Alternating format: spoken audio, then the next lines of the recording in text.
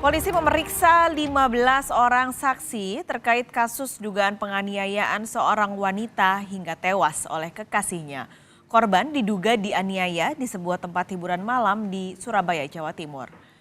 Wakas Satreskrim Polrestabes Surabaya menyebut seorang perempuan diduga dianiaya kekasihnya saat berada di tempat hiburan malam. Korban datang ke lokasi bersama teman-temannya termasuk kekasihnya. Di sana, korban dan kekasih bertengkar yang diduga menjadi pemicu penganiayaan. Polisi memeriksa 15 orang saksi termasuk teman-teman dan kekasih korban. Kamera pengawas atau CCTV di sekitar lokasi kejadian juga sudah diperiksa polisi. Sementara belum, ini masih pemeriksaan intensif di belakang beberapa saksi. Dan dimungkinkan nanti bisa saja dari alat bukti yang kita kumpulkan, saksi-saksi dimaksud bisa jadi nanti kita tingkatkan sebagai tersangka. Tapi kita menunggu hasil otopsi dan hasil penyidikan. Untuk pacar korban sendiri apa diperiksa? Ya? Pacar korban sendiri apakah diperiksa? Sudah dimintai keterangan juga. Yang saat itu bersama-sama korban membawa ke rumah sakit. Sebelumnya, korban ditemukan tergeletak di parkiran sebuah tempat hiburan malam di Surabaya. Video ini diduga direkam oleh kekasih korban. Kepada petugas keamanan, ia mengaku tidak tahu apa yang terjadi pada korban. Petugas keamanan kemudian memintanya untuk membawa korban.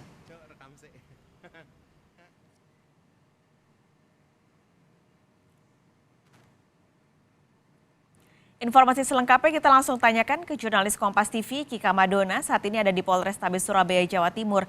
Kika, jadi seperti apa sebenarnya kronologis kejadiannya? Ya Pak Salis dan juga saudara, jadi sebetulnya kejadian ini sudah terjadi sejak hari Rabu dini hari lalu, di mana pada saat itu korban yaitu DAS diajak bersama dengan rekan-rekannya untuk menuju ke salah satu klub malam yang ada di kawasan Surabaya Barat. Pada saat itu salah satu dari peserta acara malam hari itu juga merupakan kekasih dari korban yaitu RT. Nah, pada saat itu juga diduga berdasarkan keterangan yang kami terima dari pihak pengacara atau kuasa hukum dari DAS, keduanya atau DAS bersama dengan RT ini sempat terjadi pertengkaran atau cekcok di lokasi tempat hiburan malam hingga akhirnya berujung pada penganiayaan. Nah, pada saat itu juga diduga RT melakukan perekaman terhadap DAS yang tergeletak di basement atau di parkiran salah satu tempat hiburan malam. Nah, kami juga mendapatkan informasi dari pihak kuasa hukum dari DAS ini yang menyatakan bahwa pada saat itu juga sempat atau kejadian itu sempat dilihat oleh security atau petugas pengamanan di sekitar lokasi parkiran tempat hiburan malam.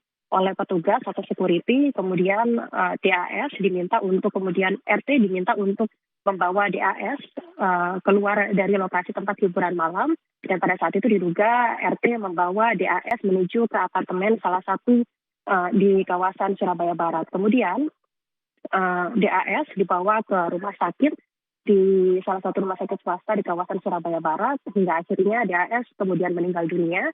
Dan kemudian dirujuk ke Rumah Sakit Dr. Sutomo Surabaya, dan dari situ diketahui bahwa DAS sudah meninggal sekitar 30 sampai dengan 45 menit yang lalu.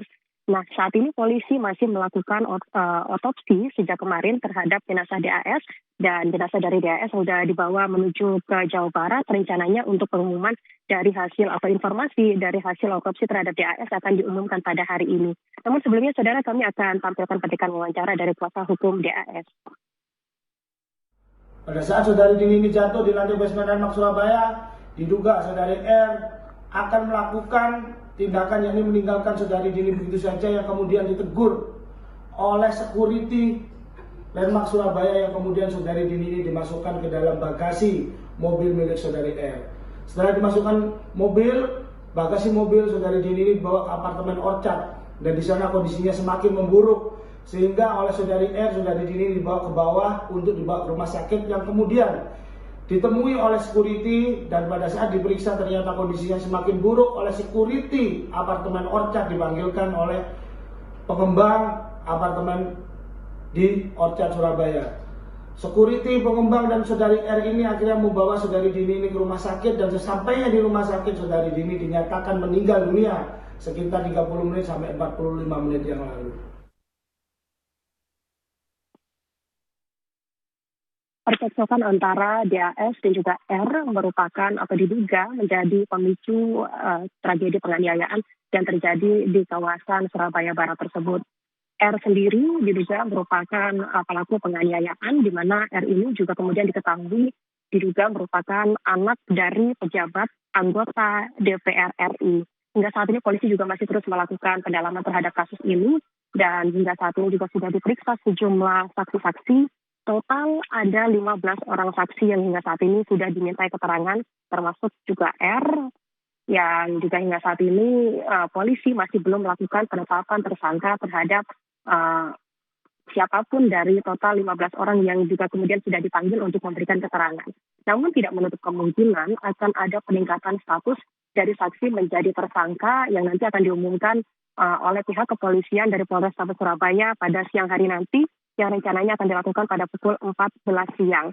Selain melakukan pendalaman terhadap keterangan saksi-saksi, polisi juga sudah memeriksa sejumlah alat bukti lain, diantaranya adalah CCTV dari sejumlah titik di lokasi kejadian. Demikian Pak Salis.